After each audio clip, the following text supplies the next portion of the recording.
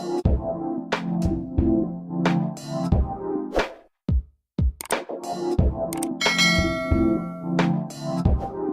everyone, this is D, Movieman, fellow cinephile, popcorn addict, and emerging film critic, coming to you with reliable recaps, reviews, and reactions. And I must say that when it comes to life, there is a beginning and there is an end. There is night and there is day. And when something is the best, there must also be something that is the worst. However, since this is me we're talking about, and I've already knocked out my favorite films of 2022, it's only right that I follow up with my most disappointing films of 2022. And it may include a couple of additions that people may find to be surprising. All right, so we're going to start off with a couple of honorable mentions. We have a hot take. That is The Menu, directed by Mark Mylod. Uh-oh. That's hot. If the experience of this film was represented by an actual restaurant and I had the choice between sitting inside and having the full experience and taking my food to go and chilling at home, I would definitely be chilling at home because although I appreciated what this film was trying to do and I love good satire, right? Ultimately, it was such a flat and unengaging experience for me. From the trailers, it really looked like this film was going to be up my alley, but when I tell you I was fighting to stay awake during this one, like there were some moments where I drifted off and I was just like, why am I not in tune with this film? It just never got there. And you know, the performances are great. We have a great ensemble cast, but there was just something thin about what it was trying to say for me. And then once we got to the ending, it was just like,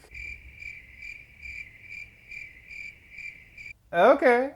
I appreciate all the efforts that went into this one. When I tell you it did absolutely zero for me. And similar to what Anya Taylor-Joy's character says in the film, once the film itself was actually over, all I could think was, You failed, and you've bored me. And the worst part is, I'm still hungry. and my last honorable mention is one that I'm actually shocked about because you couldn't have told me that this would have been my experience with this film before I saw it. That is none other than The Fabelmans, directed by Steven Spielberg.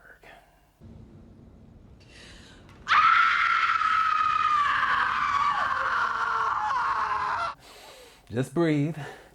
Just breathe. It's gonna be all right.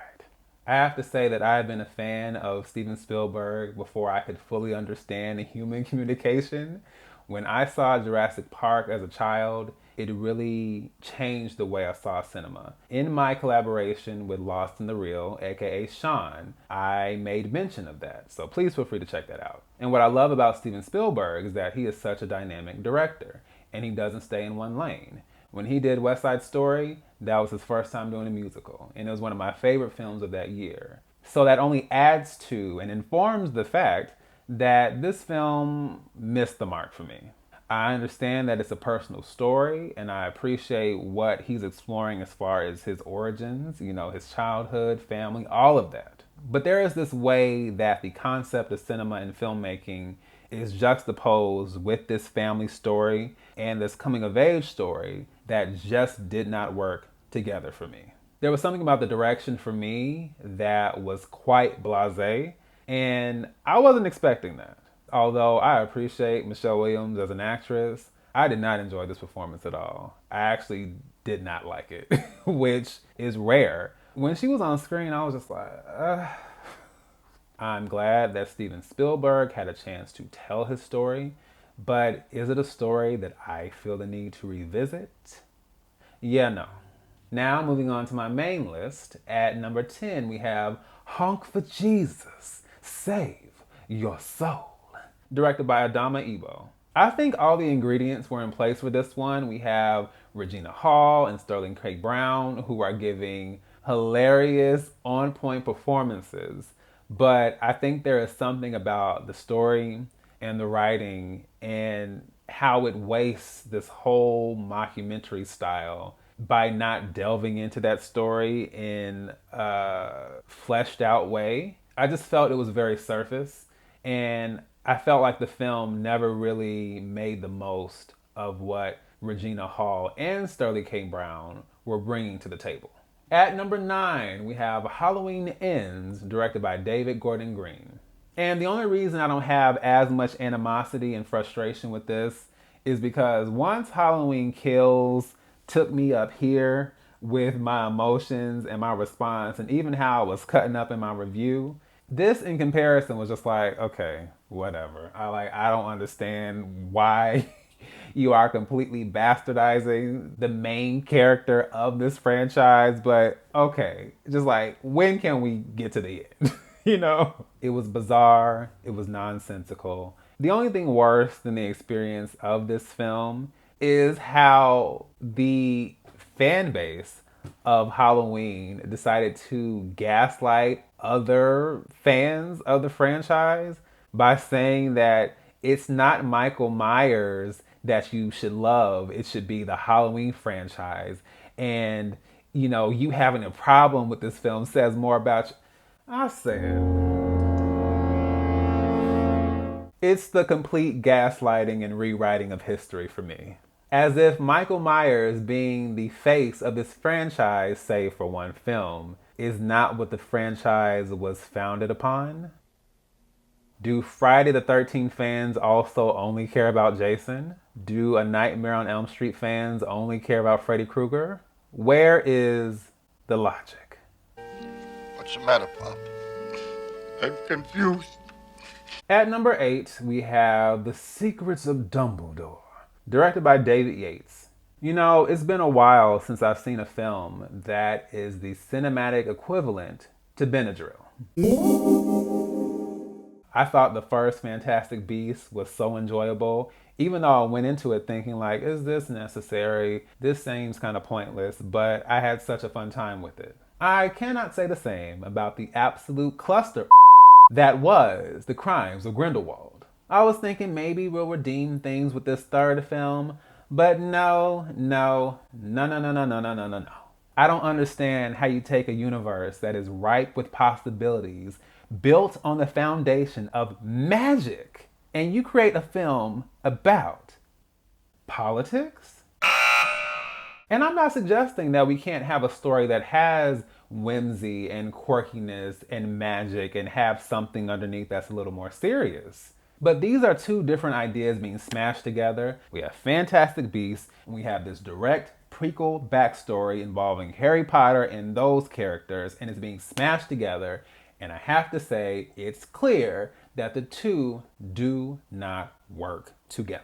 I really hope that this is the final kibosh to this series. I'm bored! I'm so bored! At number 7, we have The Gray Man, directed by the Russo brothers. Look, I am all here for a post-MCU career, but this is just not the way to do it. I feel like this should be right up my alley as far as the CIA mission, you know, on the run CIA agents and that whole dynamic there. But this film was dry, was stale, was totally uninspired. I'm glad the Russo brothers know how to use drones, but it was only so many times I could see all this before I was over that as well. And while I do like Chris Evans, I don't really understand what he's doing in this film and what they're doing with this character. You have this super serious tone to this film, and then you have him doing his best like mustache twirling impression. It's just like, huh? And I just have to say it. Netflix, you guys making a show of canceling multiple successful shows with a built-in audience while simultaneously spending $100 million on mediocrity like this. You're stupid. You're not smart. You're not smart. And at number 6, we have Don't Worry Darling, directed by Olivia Wilde. My experience watching this film was an unbelievable, wonderful, enjoyable experience because I got to meet up with my cinematic compadres at Disney World in real life. Got a chance to see this with Anthony A. Perez and the Cinema Squad. And for that reason, you know, it'll always have a special place in my heart. But the actual film, yeah.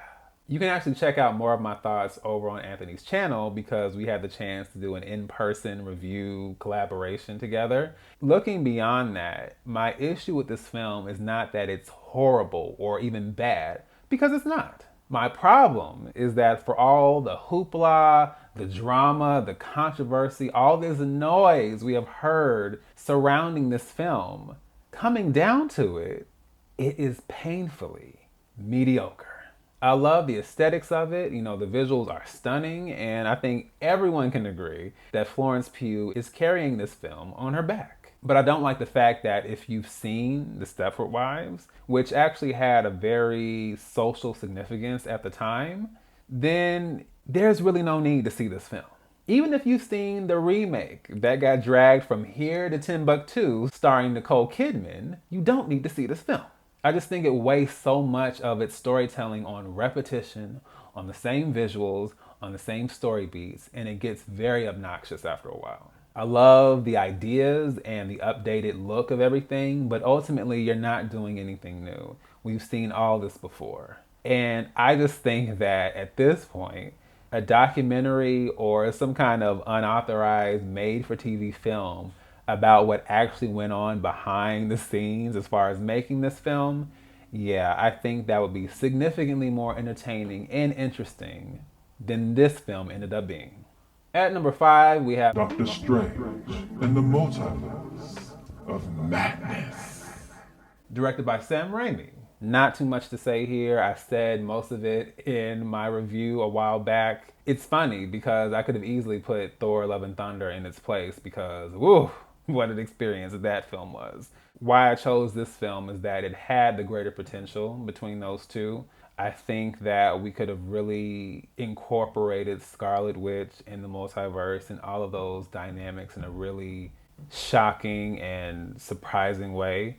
But to me, a lot of the love for this film comes from Sam Raimi's direction, and I am the opposite as far as thinking that his direction is actually a big part of why the film doesn't work. And I think that people are taking their love for his general direction and then applying it in a way that makes this film out to be more than it actually is. And it just does not work for me. Especially what they do with Scarlet Witch and how they obliterate all the nuance and exploration that she's given in WandaVision. It's just like, yep, let's throw it all out. If there was ever a film I could point to as far as me realizing that the MCU was in a little bit of trouble, it's definitely this one. At number 4, we have Black Adam, directed by Jean Colette Serra. So clearly, Marvel was not the only studio having issues in 2022. I am not going to waste a lot of time on this one either. I will simply say that in addition to this being a very ugly looking film, I mean ugly, the real failure here lies in the fact that this film was not a real exploration of Black Adam and all the dynamics of that character. And unfortunately, it was also a reminder to me that The Rock is not really an actor, but a brand and a personality. I could understand The Rock playing this character in theory, but once he got on board, this simply became another vehicle for The Rock to do what he does in every other film. I honestly had no interest in seeing the progression of this character after this film was over. And ironically enough, neither did James Gunn. Damn. I'm sorry. At number 3, it's Morbin time. We have Morbius, directed by Daniel Espinosa. Again, I've done a review, so there's not a whole lot to say, but my goodness, Sony, what's going on here, okay? Because I am confused, especially with those post-credit scenes. I'm like, who is in charge? What is going on? I have said it plenty of times that I am here for the it's so bad it's good experience. But unfortunately, this film was not that. And I have to be invested if I'm going to have that kind of experience. And zero, zilch, nada. There was nothing here for me to appreciate, to enjoy, or to revisit. Sony, I can't. I can't. At number 2, we have Nope, directed by Jordan Peele. I appreciate a lot about Jordan Peele as a director. I love seeing where his career has gone, and I love all the ideas and the unique nature of the films that he creates. But when I tell you that Nope lived up to its title in every way possible, yeah, not an understatement. You can go ahead and check out my review because I pretty much laid down the law regarding my feelings about this film. I am always here for originality and new ideas and ideas that are thought-provoking. But there is nothing here that I ever want to think about again. And to reiterate what I said at the very beginning of that review, I didn't even pay for this, and I still want my money back. And finally, at long last, we are here. The big kahuna. Number 1.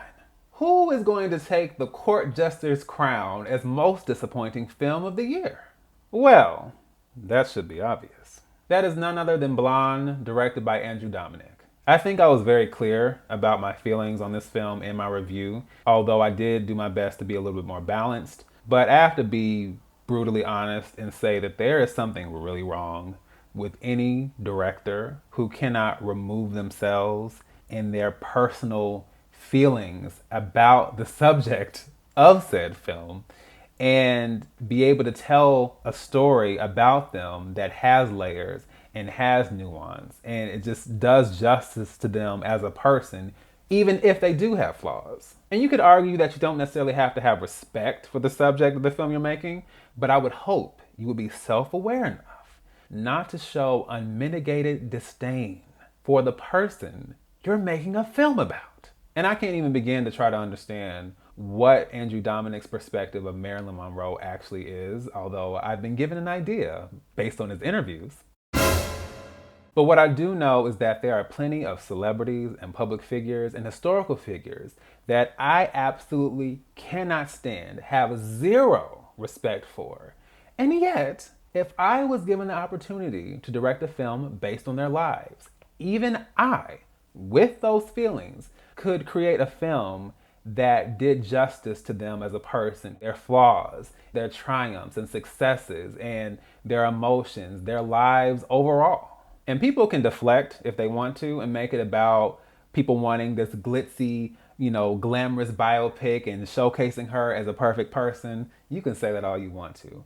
But it's very easy to deal with difficulties and trauma and darker aspects of a person's life and not do this. Marilyn Monroe was not a perfect person. She was a complicated person and she made complicated decisions. But she was also a human being when it comes down to it. And her life should not be reduced to mere fodder to fuel dehumanizing narratives about who she was and what she represented. Hey, Hollywood, please stop exploiting this woman and let her rest in peace. Thank you.